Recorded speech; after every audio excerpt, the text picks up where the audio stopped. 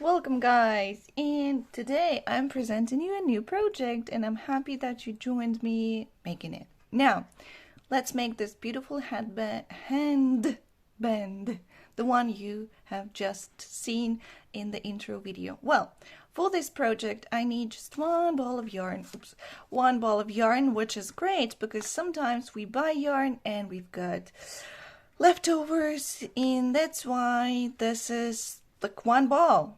What else can you make with that? So I am suggesting us to find projects that are possible with just one ball of yarn, and this is one of them. Well, this is merino yarn because for this project I'm suggesting you to take the most soft yarn you can find on the market, because this thing will be touching your forehead, and of course you don't want to feel itchy all the time. Well, let's check what yarn I have got. This is the trademark. Well, and we've got 50 grams, 125 meters, or which is 137 yards. And here the manufacturer suggests needles 5, but I'm going to be using something thinner and precisely 3.75. You can use 3.5, 4, but not 5, definitely not 5. Well, this is pure merino, virgin merino, extra fine merino wool, and I chose this one because I had it.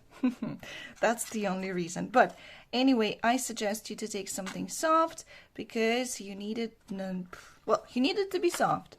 And of course, if you're making it for children, trust me, whatever you use, any type of wool you use, it's not going to be the thing, because they will be saying that it's itchy and they don't like it. So merino is your answer. So let's start now. Yarn, one ball of yarn, pretty thick.